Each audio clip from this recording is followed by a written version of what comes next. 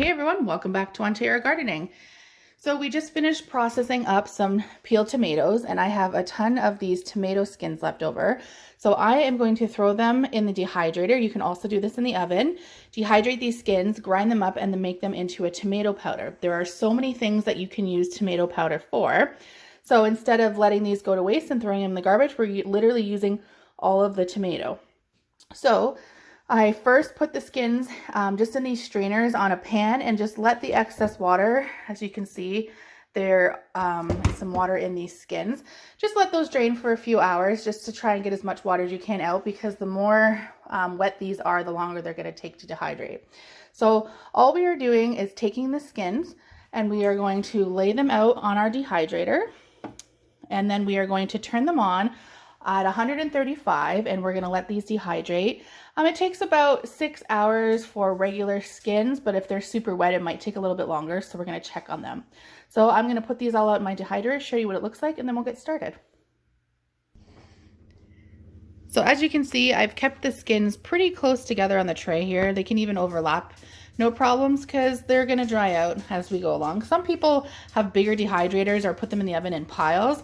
It does take longer to do it that way, but yeah. So anyways, we're going to get these started. Like I said, I have put it to 135. I'm going to snap the lid on here and I am going to get this started. So we will see you in a couple of hours once this gets going. And I will show you what it looks like when it's done. Okay, so it's been about 7 hours and most of our skins are now crunchy. So at this point, I'm going to take off what I have that's super crunchy and I'm going to throw them into the blender. So you can do this with a spice grinder, coffee grinder, magic bullet, hand grinder, whatever you have to make this powder. We're going to throw in there and get it going. So I'll just show you real quickly what that looks like. So I've got a magic bullet, so that's what I'm going to be doing here. So we'll just throw the skins in there and grind them up.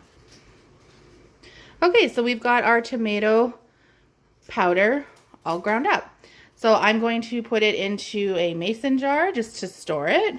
I'm going to keep going. This was about 1 tray. I have lots more to do. Again, you could do this in the oven if you wanted to speed up the process, because you can do multiple trays at once. But yeah, so this is making tomato powder. If people want to know what to use it for, I do have a couple ideas. So you can use these for your breakfast dishes, like your eggs, biscuits, mix it in with your cream cheese, cottage cheese.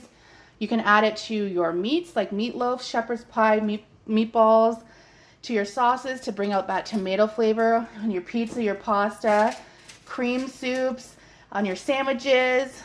You can actually make tomato soup from this. You can make tomato juice by adding water to it. You can mix it with your chickpeas to make hummus. Or even like seasoning on a barbecue, like on your meat for like jerkies and barbecue rubs. We're going to personally use it in our breads and bagels. So we're going to add it to our dough and to make that like tomato flavor within our breads. And yeah, so many uses for it. Give it a try and we'll talk to you later. Bye.